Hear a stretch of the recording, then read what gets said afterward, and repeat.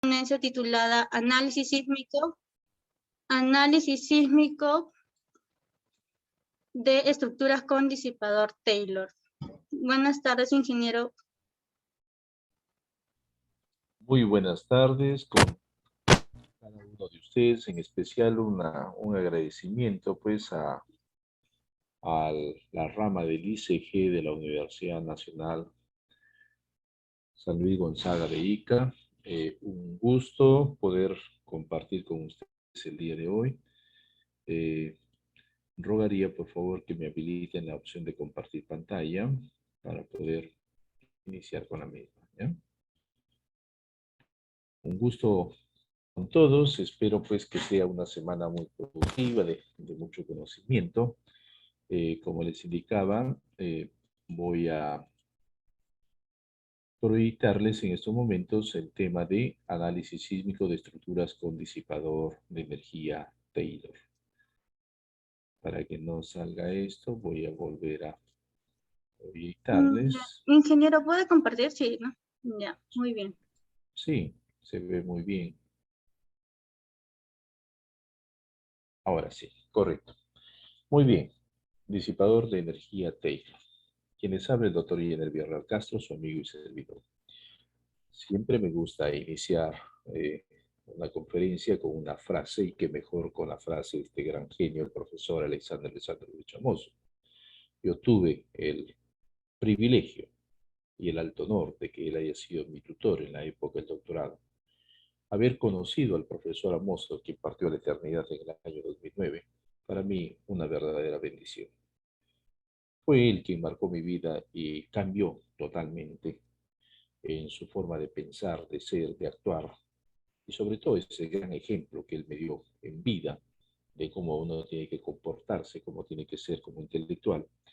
Eh, Trató en lo posible de brindarme la mayor cantidad de conocimientos posibles, pero sobre todas las cosas me preparó para lo que sería el futuro en la vida, ¿no? Como él me dijo, por siempre me trataba como hijo, me dijo, hijo, ahora el mundo es tuyo, disfruta del conocimiento que te apasiona, conquista como tal el mundo. Creo yo que he logrado muchas cosas en la vida, pero me faltan muchas más todavía porque tenemos vida, gracias a Dios, tenemos salud y tenemos muchos años, si Dios lo permite, todavía por compartir con todos los amantes de la ingeniería estructural. La frase del profesor Amoso era muy simple. Decía que el buen maestro es aquel que lo difícil lo hace fácil y el mal maestro es aquel que lo fácil lo hace difícil porque ni él mismo lo entiende. Una frase enorme de reflexión para quienes estamos en la academia, quienes entendemos qué significa una investigación. Y lógicamente que eso es totalmente cierto. Nosotros como profesores, como maestros universitarios, debemos siempre de estar innovando, mejorando, ampliando y, ¿por qué no?, creando alternativas con las cuales los estudiantes tienen que sentirse mucho más identificados con la parte estructural, que puedan aprender, que puedan digerir los conceptos, que las puedan aplicar, que las puedan ampliar y que puedan investigar acerca de esto. También quiero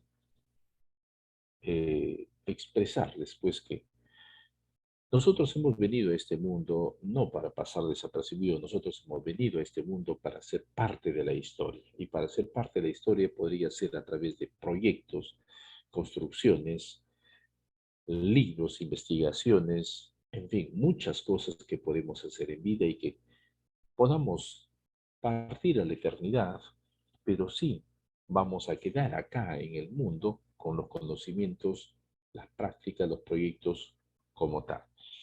No por algo, por ejemplo, seguimos aplicando los teoremas de Castiliano. Castiliano no existe como tal, falleció hace muchos años, pero se siguen utilizando sus teoremas de Castiliano. A eso me estoy refiriendo. Entonces, este gran genio partió a la eternidad, pero vivirá por siempre por sus grandes aportes e investigaciones que realizó. Así es que un abrazo hasta el cielo a este gran hombre, el profesor Alexander Alexandrovich Amoso, quien siempre me considero como un hijo. Cuando vamos a realizar una investigación, también debemos entender que todo parte a través del estado del arte, y no como algunas personas piensan que realizar una investigación, por decir, la metodología del diseño por desempeño. inmediatamente van al computador pensando qué programa tiene esa opción y cómo es que tienen que trabajar y empiezan a hacer clic en un lado, clic en otro lado y ya creen que dominan ese tema. Eso es algo totalmente negativo. Lo que usted tiene que hacer es primeramente bucear bien en la teoría acerca del estado del arte. Una vez que usted va a bucear bien en el estado del arte, va a tener una riqueza enorme en la teoría acerca del tema que usted quiere investigar, ¿no? Como tal. Entonces, hablar del estado del arte es hablar de las investigaciones en el mundo, no en el Perú, ni en un contexto local, regional, nacional, no, en el mundo. Para ello, les comento brevemente, antiguamente pues se pensaba que con ser ingeniero la vida estaba totalmente conquistada. Con el tiempo nos dimos cuenta pues que ya nos exigían la maestría y había que tener el grado de maestro. Luego nos han exigido el idioma inglés, después el grado doctor, y hoy en día se exige un idioma adicional extranjero. Significa que no basta con que usted conozca español, que es su idioma nativo, inglés, primer idioma extranjero, sino tiene que aprender un segundo idioma extranjero de una de las grandes potencias mundiales, llámese el chino, el japonés, el ruso, el francés, el italiano, el alemán. Tiene que aprender una nueva lengua. Yo, por ejemplo, leo, escribo, me comunico a la perfección en ruso, igualmente en el ucraniano. Tengo dos idiomas adicionales todavía, ¿no? Ucrania es una potencia. Yo estudié la carrera universitaria ya y conozco perfectamente la universidad en la cual yo estudié, con los grandes genios, mis profesores. Y hasta hoy en día todavía yo sigo buscando la información que ellos producen. Algunos ya han muerto, me da mucha pena no haberlos podido ver de nuevo. Tengo un gran sueño que me gustaría viajar con mi hijo hasta la universidad donde yo estudié la carrera universitaria, donde yo hice el doctorado. Son dos países distintos. Y que él conozca y que lo pueda pasear en el Museo de Oro, por ejemplo, la universidad donde yo estudié la carrera universitaria. Ahí están todavía mis logros, las medallas, los diplomas que ganamos con los premios nacionales, porque eso se quedó ahí en la universidad. Pasaron a ser parte del museo histórico de la universidad y ellos lo mantienen con cierta temperatura, cierta iluminación para que nunca se vayan a dañar. Entonces, me encantaría que se logre ese sueño ser realidad. Entonces, hablar del estado del arte mientras usted aprenda más idiomas es mucho mejor, porque va a aprender cosas que en ciertos países se consideran patrimonio. Es decir, no se puede de ninguna manera que usted pueda, en cierto modo, trabajar con los mismos, ¿no? Es en otro idioma. Tiene que trabajarlo y leerlo en el idioma nativo, nada más. No se traduce a otro idioma, pero sí los puede utilizar en sus investigaciones. Luego va a elaborar una metodología. La metodología será cuando es una investigación netamente aplicativa, tecnológica, un modelo cuando es experimental y fórmulas cuando es teórica. Luego la aplicará al objeto de investigación. El objeto de investigación es real, como sabemos dentro de la ingeniería estructural, para finalmente terminar en ciertas conclusiones que tienen que ser numéricas, porcentuales, contundentes, como siempre lo digo. Las recomendaciones tienen que ser textuales y acá aparece un término, líneas futuras de investigación, que lo creé cuando yo retorné al Perú y se entendió que era muy importante que se incluye estas líneas futuras de investigación.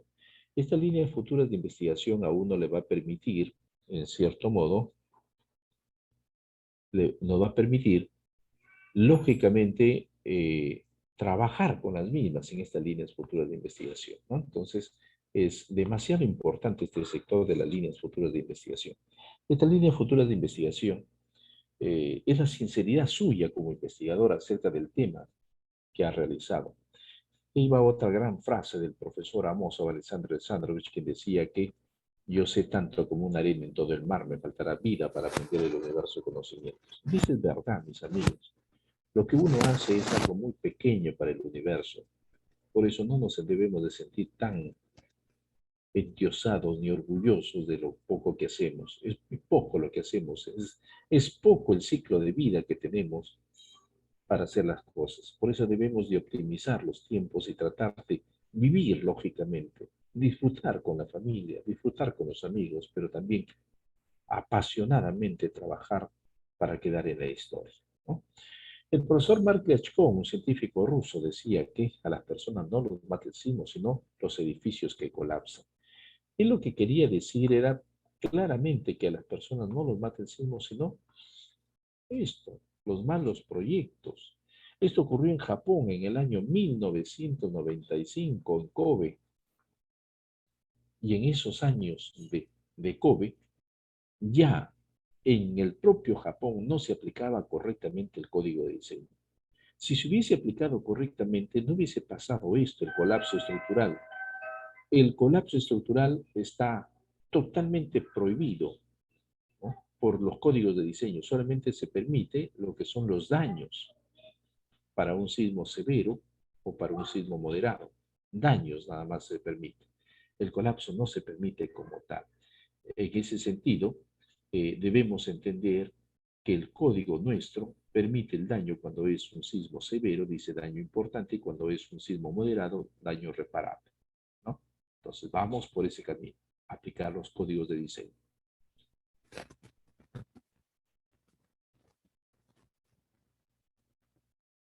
Las responsabilidades son compartidas, no puede ser que la responsabilidad sea solamente del ingeniero estructural. Eso ya debemos de tenerlo muy en claro, la responsabilidad es compartida. ¿Entre quiénes es compartida dicha responsabilidad? Primeramente, está el ingeniero estructural, lógicamente. Cuando hay un colapso siempre se dice son malos los ingenieros. Y no es así, la responsabilidad es compartida entre el estructural, el arquitecto, el geotecnista, el de riesgo sísmico y lógicamente el propietario. El propietario. Entonces la responsabilidad es de todos. Ahora, si nosotros miramos una fórmula clásica de esta fórmula, riesgo igual peligro por vulnerabilidad, entendemos pues claramente que quien pone el riesgo propone es el propietario. El peligro es el geotecnista, el geólogo, el de riesgo sísmico, y la vulnerabilidad somos nosotros, los ingenieros estructurales, los arquitectos. Acá viene una responsabilidad altísima la nuestra. Un edificio altamente vulnerable por sismo va a tener que probablemente tener un reforzamiento muy alto que me va a llevar a una sobreinversión. Pasar el 50% y es necesario totalmente a demoler, reconstruir. Y si un edificio es correctamente diseñado, lógicamente que va a comportarse muy bien y ante un sismo no vamos a tener esa cantidad de daños como tal. Serán daños moderados, ¿no? La filosofía del diseño sismo resistente nos indica que podremos evitar la pérdida de vidas humanas a causa de la caída de estructuras, objetos como tal, de la, que me vayan a ocasionar daños en el cuerpo y de repente la pérdida de la vida, ¿no? También debemos asegurar la continuidad de los servicios básicos, telefonía, agua, alcantarillado. Debemos de minimizar los daños a la propiedad, porque la estructura no debe de estar tan afectada. En cuanto a los daños, como le decía, nuestro código nos permite dentro de los principios y acepta en los principios el daño. Si usted lee acá, se dice que el daño será importante cuando se trate de un sismo severo. El daño será reparable cuando se trate de un sismo moderado. Pero acá hay una parte muy importante que nos está dando el código de diseño. Nos dice que el edificio debe de quedar operativo por más que el sismo sea severo. Se refiere a las edificaciones indicadas en esta tabla número 5, los edificios de salud. Entonces, ¿qué debemos entender acá? Lo que debemos entender es claramente que nuestro código de diseño va hacia otro nivel, al uso de la metodología del diseño por desempeño o a los sistemas de protección sísmica. Nuestro código de diseño se ha ido por los sistemas de protección sísmica, los disipadores y los aisladores. Dentro de las líneas de investigación en la ingeniería sismo-resistente tenemos primero los métodos estadísticos y probabilísticos, donde vamos a estudiar a los sismos como procesos eventuales y no estacionarios. Acá se va a ver la vulnerabilidad del comportamiento no lineal de las estructuras a través de un muestreo probabilístico. La interacción suelo-estructura, que es un contacto dinámico suelo-cimentación y superestructura, un trabajo conjunto, lo que estamos viendo acá, ¿no? Donde se ha trabajado con elementos sólidos, ¿no? Ahí vemos, elementos sólidos se ha trabajado en todo esto. El trabajo conjunto suelo, cimentación y superestructura se denomina interacción suelo-estructura, como tal. Ahora, nuestro código de diseño acerca de la interacción suelo-estructura solamente nos habla de este párrafo, que se puede considerar la flexibilidad del sistema de cimentación si fuera pertinente. Eso es todo lo que nos indica nuestro código de diseño. Ahora, como les decía, debemos de mirar al mundo, no podemos mirar a nivel interno. A nivel mundial vemos que ya desde el año 2005 teníamos ya En el año 2005 ya se había creado este Comité de Interacción sobre Estructura. Antes era el Comité TC38. Hoy en día, hoy en día es el Comité TC207. 207. Entonces, acá está en la parte inferior, está el enlace del Comité TC207 de Interacción sobre Estructura. El primer presidente de este comité fue el profesor Vladimir Ulitsky. Acá tiene su correo electrónico, profesor. El profesor Vladimir Ulitsky es considerado el número uno en el mundo en este tema de interacción sobre estructuras. Yo tengo el honor que el profesor Vladimir Ulitsky ha sido uno de mis jurados en la disertación doctoral y que me calificó con nivel de excelencia, el nivel más alto que se puede calificar. Al mismo tiempo, el profesor Vladimir Ulitsky recomendó que mi disertación doctoral pase a ser parte integrante de la norma de diseño sismo resistente, que se incorpore en la norma de diseño sismo resistente de la Federación de Rusia. Y así fue, en el año 2005 se incorporó. El actual presidente es el profesor Lisiuk. El profesor Lisiuk es el sucesor del profesor Ulitsky. Y acá tenemos también su correo electrónico como tal. Ellos son unos apasionados y desprendidos de sus conocimientos, de tal manera que si usted se va a procedimientos y lecturas, acá va a encontrar distintas memorias de conferencias, seminarios que ellos organizan acerca de interacción sobre estructura. Y usted lo va a descargar libremente, es decir, los conocimientos al alcance de todos. Esa es su forma de pensar también de ellos. Desde los años que yo ya estudiaba en la universidad, ya los rusos habían avanzado. Siempre digo que los rusos se adelantan mucho. Nosotros vivimos pegados a los americanos, pero hay cosas que los rusos han avanzado mucho más antes que ellos, ¿no? No en todo, lógicamente, pero en muchas cosas. Por ejemplo, el tema de interacción sobre estructura, el primer código de interacción sobre estructura en la Federación de Rusia fue en el año 1987 y los americanos año 2012.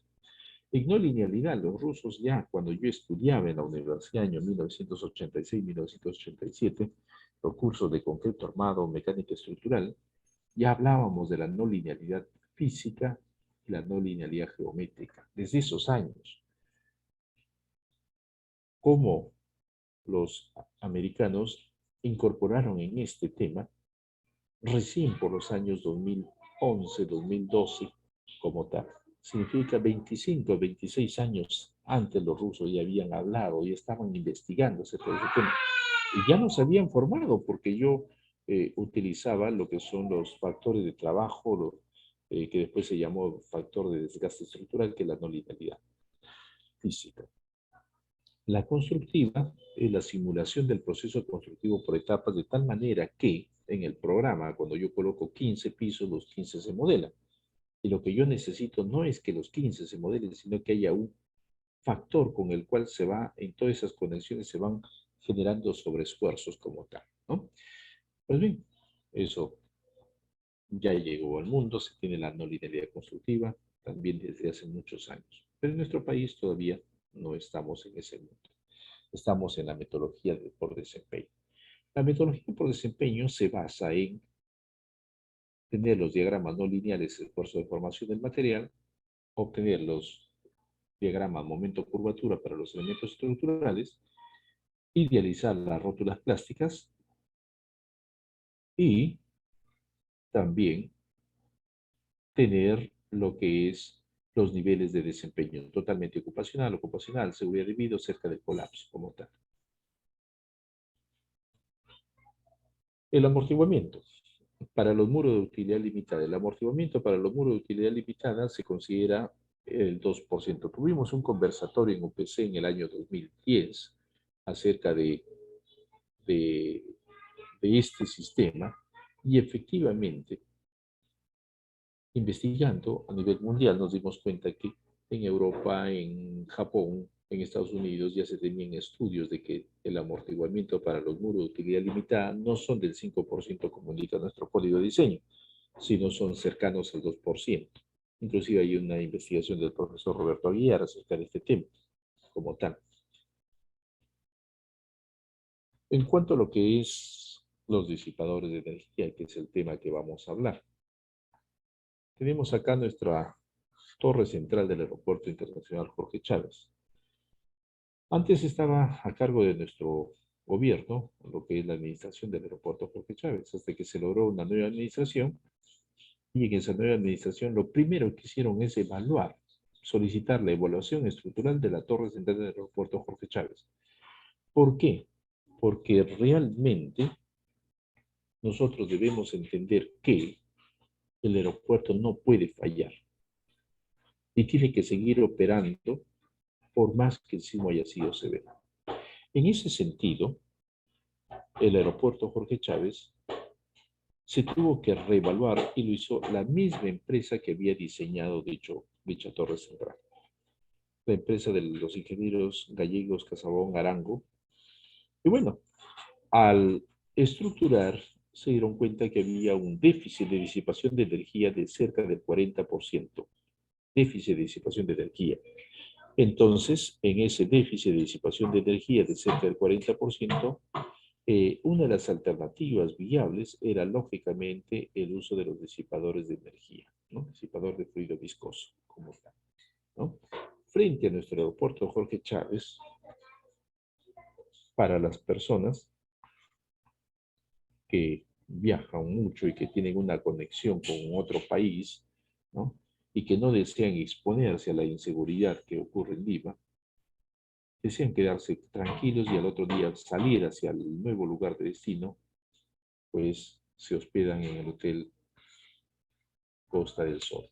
Y en este Hotel Costa del Sol también ha sido ampliado, considerando los disipadores de energía marca Taylor en su ampliación. Eso me va a permitir que el edificio quede operativo como tal. Acá tenemos dos gráficos bastante claros. Un edificio que no tiene disipador de energía, donde vemos la cantidad de daños, y otro edificio que tiene disipador que va a quedar operativo. De eso se trata, que el edificio quede operativo como tal. Entonces, los disipadores van a garantizar la reducción de la vibración, la reducción de desplazamiento, incrementa el amortiguamiento, trabajan en tracción y compresión como tal. Y bueno, va a quedar el edificio operativo.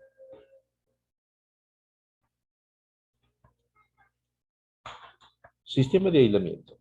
En el sistema de aislamiento tenemos que este proyecto es de la Universidad Tecnológica en Lima, de un edificio que ganó un premio internacional por ser un edificio que cuenta con seguridad estructural.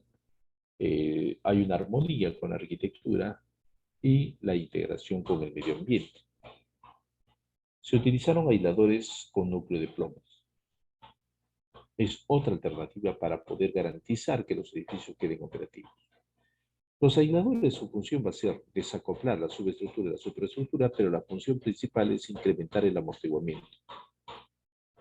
¿En qué porcentaje incrementa el amortiguamiento? Entre un 15% a un 30%. garantiza que todo el bloque superior se va a mover como si fuese un bloque rígido. El edificio se va a mover como si fuese un bloque rígido.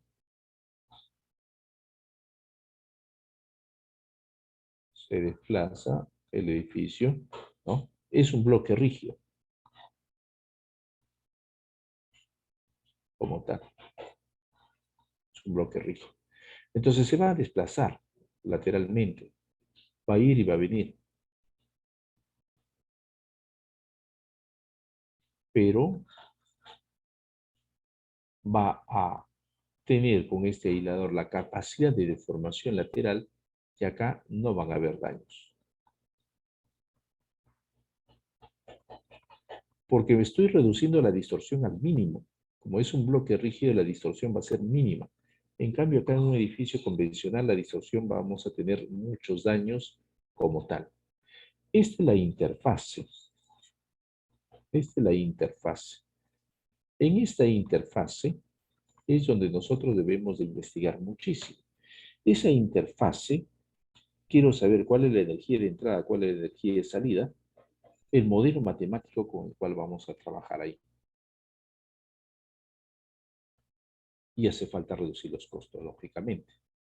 El profesor Enrique Siembra trabaja mucho con reducir costos para el sistema de aislamiento y también en el sistema de disipación el profesor Bozo ha trabajado también en la reducción de costos como tal. Nuestro código de diseño, ya desde el año 2018, nos hablaba del tema del aislamiento y la disipación de energía. En el año 2018 se aprobó nuestra norma de aislamiento sísmico en la base en el mes de diciembre. Vamos a basar esta conferencia en base a preguntas y respuestas. Nos están indicando para realizar el diseño con disipadores se debe de cumplir con, la respuesta correcta es distorsión y fuerza cortante mínima.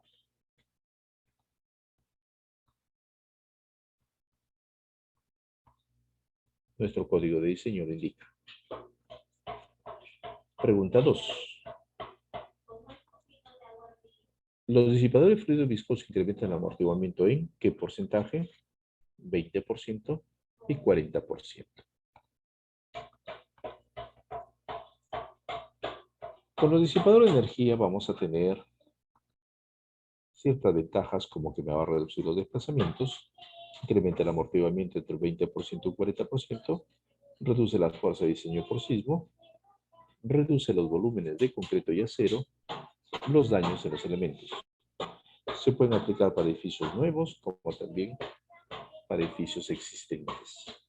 Es importante calibrar post sismo y hay que hacerle un mantenimiento también anual a los dispositivos para verificar el estado en el cual se encuentran. Anteriormente la arquitectura como que no aceptaban el uso de estos dispositivos. Con el correr de los años han empezado a cambiar de opinión y hoy en día los arquitectos aceptan el uso de los disipadores de energía. Un arquitecto decía, con solamente ver el disipador me siento protegido. Y eso es lo que se transmite al cliente como tal. Ahí tenemos que conforme vamos incrementando el amortiguamiento, vamos reduciendo el desplazamiento. Todo se va a trabajar a través de un análisis tiempo-historia. Necesitamos registros acelerográficos para escalar al espectro de diseño. Ahí también hay un gran problema. Necesitamos instrumentar más nuestro país de tal manera que tengamos una mayor cantidad de acelerógrafos que nos permitan a través de estos acelerógrafos tener una data rica de acelerogramas en cada una de las zonas de nuestro país, regiones de nuestro país. Me va a reducir los desplazamientos y me va a reducir las fuerzas internas de diseño. Acá yo debo de entender que para el proceso de cálculo necesito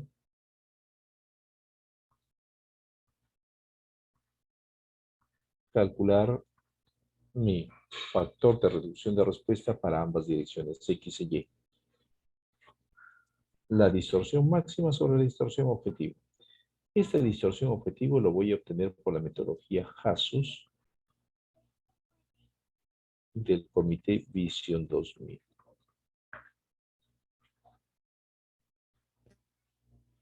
Luego de tener ya este factor de reducción de respuesta, voy a despejar y obtengo el amortiguamiento efectivo. Amortiguamiento efectivo. Con este amortiguamiento efectivo, ¿no?, voy a obtenerlo y resto el 5%, y esto debe estar entre un 20% al 40%, como tal. Debe estar en ese rango.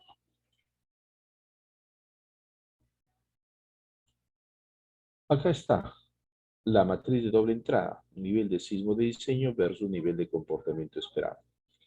El sismo de diseño es el raro, que quede totalmente operacional.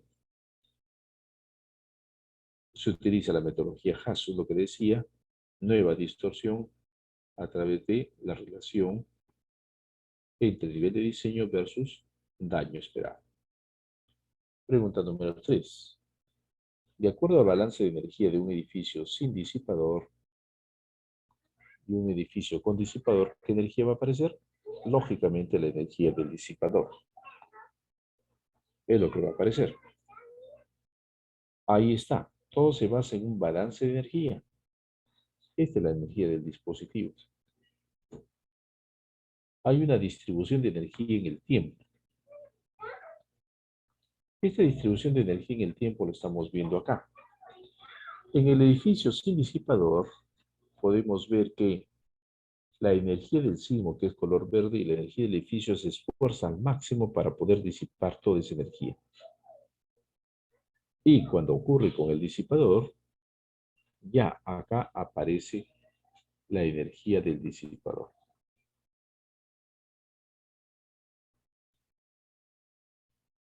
Esta energía del disipador me va a permitir que el edificio se reduzca.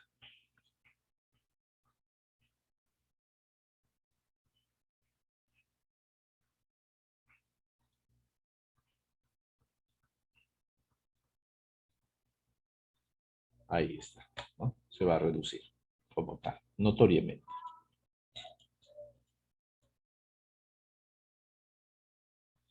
Pregunta 4. Los disipadores de fluido viscoso se pueden colocar como: tenemos diagonal, chevron, zigzag, doble diagonal, todas las anteriores. La respuesta es todas las anteriores, como tal.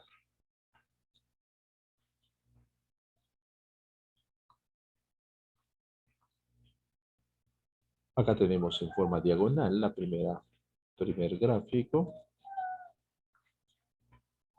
Tenemos en forma de chevron, acá está el dispositivo. Este tiene una eficiencia del 100%.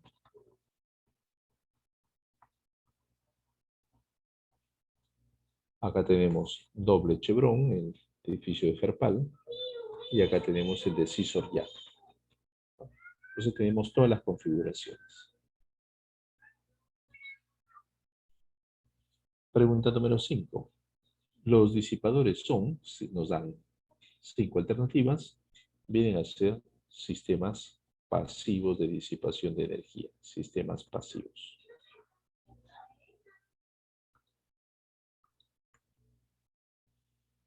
Es un universo grande de los sistemas de protección sísmica. Tenemos los sistemas pasivos. Dentro de los disipadores tenemos 2 disipadores de fluido viscoso, los viscoelásticos, los de clasificación y los de fricción. Estamos trabajando nosotros con los viscosos y los de fricción. Nos faltan los viscoelásticos y los de plastificación. En los aisladores estamos trabajando con los de alto amortiguamiento y los de núcleo de plomo. Nos faltan los de bajo amortiguamiento. Y nos falta un universo grande, los sistemas activos, híbridos, semiactivos, como tal. Pregunta 6. ¿El disipador de fluido viscoso depende de? La respuesta correcta es velocidad. De velocidad depende. Acá tenemos la clasificación del código americano ASCE, en el cual los disipadores de fluido viscoso dependen de la velocidad, los viscoelásticos sólidos y de fluidos de velocidad y desplazamiento, los de plastificación y de fricción solamente de desplazamiento. Pregunta 7. Los disipadores de fluido viscoso trabajan en, ya habíamos indicado, respuesta C, tracción y compresión. El dispositivo no es todo. El disipador solamente es esto. Este es el disipador.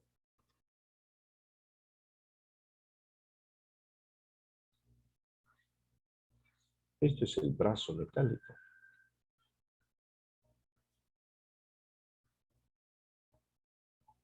Este brazo metálico debe tener una rigidez determinada que pueda soportar la fuerza axial del disipador y lógicamente conectado en los extremos a través de cartelas y siempre empernados como tal.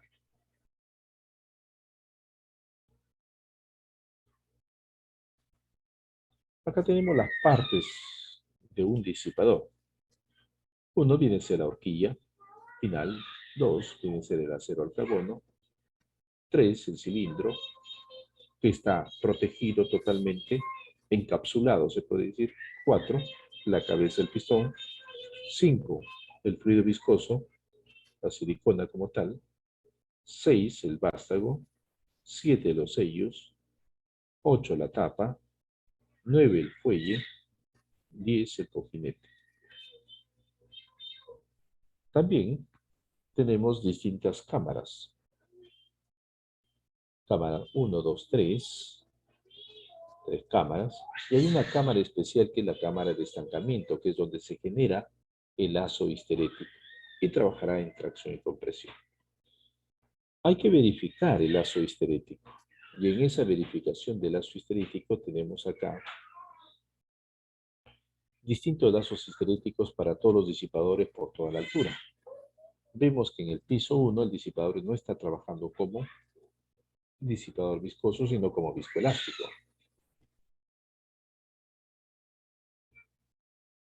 Consultado con la arquitectura, se permitió el cambio a una diagonal y con solamente haber cambiado la geometría, el dispositivo trabajaba perfectamente como un viscoso. Pregunta número 8.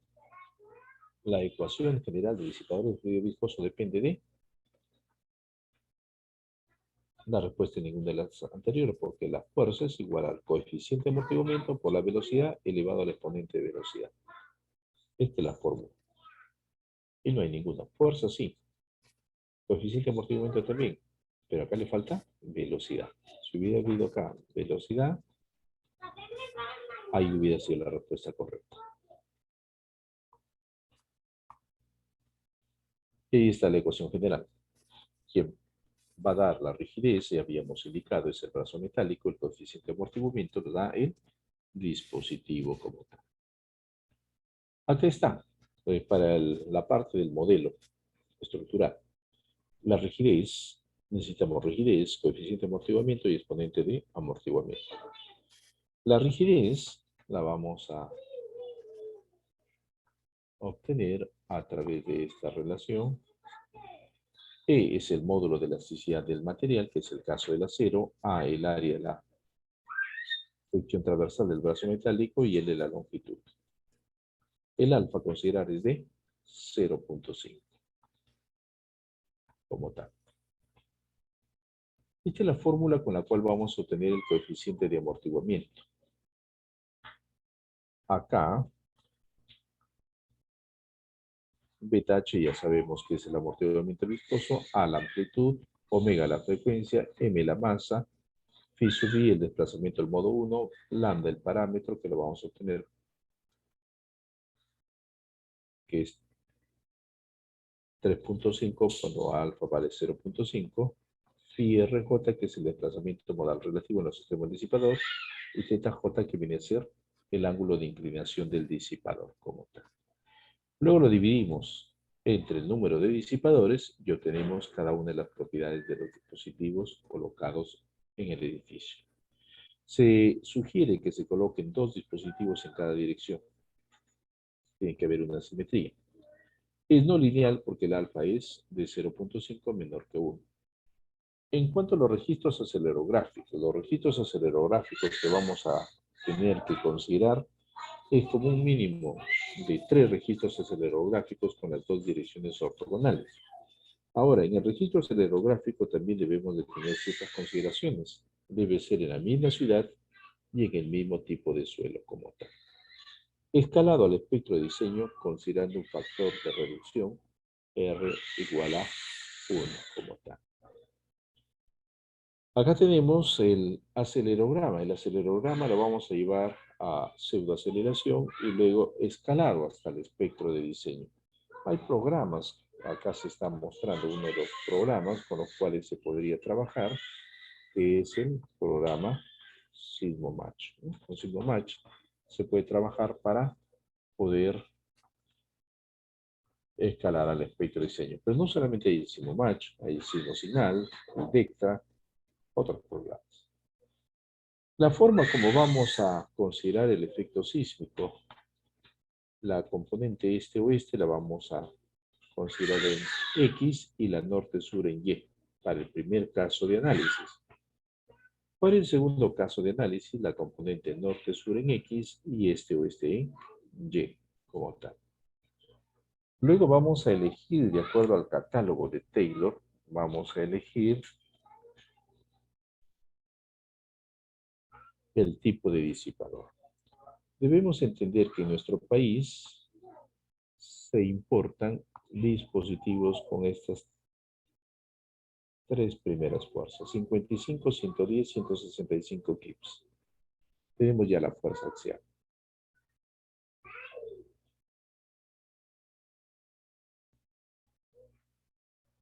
Ahora, agrupamos por los niveles de fuerza, como estamos observando, y debemos de cotizar.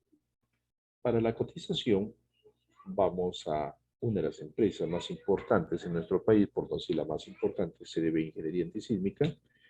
CDB nos exige la fuerza máxima, que ya vimos cómo se tiene, el coeficiente de amortiguamiento, que también ya sabemos cómo se hace, el exponente de velocidad, la máxima deformación.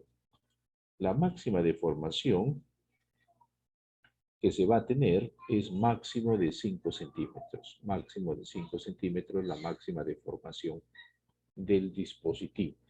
Y de acuerdo a los fabricantes es lo que tenemos. Hoy en día, de acuerdo a los dispositivos que se están importando, hoy en día se permite que estos dispositivos se les haga las pruebas, los protocolos, como se llama, de carga.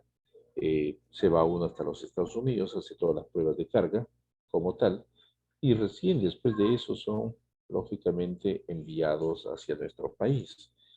Se hace lógicamente el proceso de soldanaje y luego se va a poder probar inclusive de nuevo, por ejemplo, la Pontificia Universidad Católica del Perú y hacer la prueba de carga como tal. La velocidad la vas a despejar de la fórmula que se tiene de acá, raíz alfa de la fuerza sobre el coeficiente de amortiguamiento. La garantía que nos brinda CDB es de 35 años como tal. Acá tenemos una tabla para poder relacionar lado izquierdo con lado derecho. Por ejemplo, tenemos acá que la rigidez K le corresponde al brazo metálico, luego el exponente de velocidad al viscoso no lineal, el coeficiente de amortiguamiento al disipador, la deformación máxima es menos de 5 centímetros y la distorsión objetivo a la metodología Hansus como tal. Ahí está. Ahí está. Y terminamos la presente conferencia con esta frase del profesor Nikolai Nikolaevich Leontiev. Fue la persona que me recibió en la época del doctorado, cuando yo llegué a la Federación de Rusia para realizar el doctorado. Claro está que yo ya había estudiado la carrera, pero no en Moscú, sino había estudiado en Kiev, en la capital de Ucrania. Hoy en día son países independientes. Yo estudié todavía cuando era Unión Soviética. Y el profesor Leontiev es una persona extremadamente amable, muy bueno, generoso. Me recibió, pidió a la secretaria que me dio una tajada de torta, le preparé un café y conversamos. Muy amable.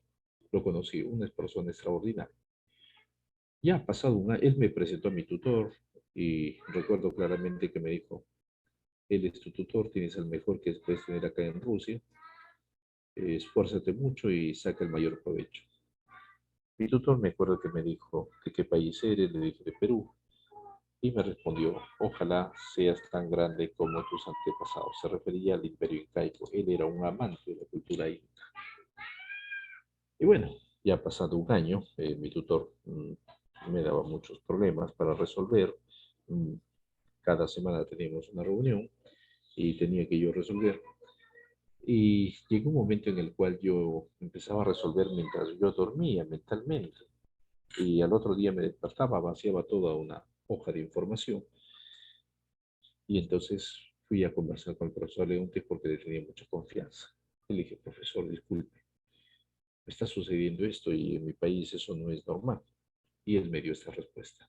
Muy inteligente el profesor, extraordinario ser humano, que nos dejó en el año 2012, partió a la eternidad. Enorme pérdida para el mundo. Decía que el cerebro es como el corazón, jamás debe descansar, por ello que los intelectuales resuelven problemas hasta cuando duermen. Y eso es lo que yo les voy a inculcar siempre en las conferencias, que se esfuercen mucho por hacer las cosas bien. No hay otra forma más como pasar a la historia a través de buenos proyectos, buenas construcciones, buenos libros, buenas investigaciones, buenos artículos, en fin, muchas cosas. Y me despido con esta foto en la cual estoy con mi hijo, mi General Alex, quien es mi bendición.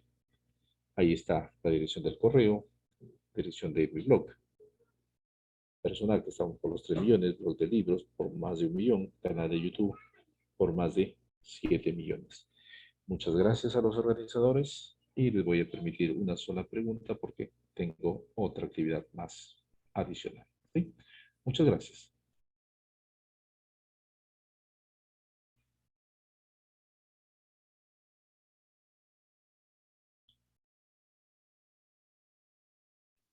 Muchas gracias, ingeniero. La rama ICG Única agradece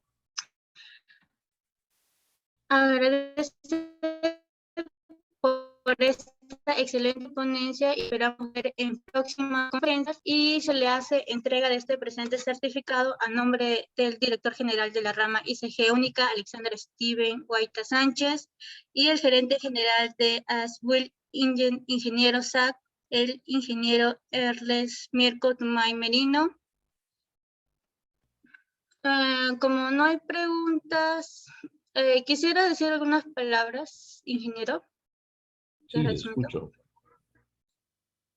Eh, En primer lugar, les agradezco pues por la invitación y por este reconocimiento, siempre a sus órdenes y siempre contento de poder apoyarlos. ya, ingeniero. A ver, muchas gracias nuevamente a usted y a los presentes por ser partícipes de este ciclo de conferencias y darles el conocimiento que se continuará con las ponencias a las 3 de la tarde con el tema extracción y ensayo de núcleos de diamantina bajo estándares ASTM con el ponente el ingeniero Luis Gutiérrez, y también a las 6 se continuará con el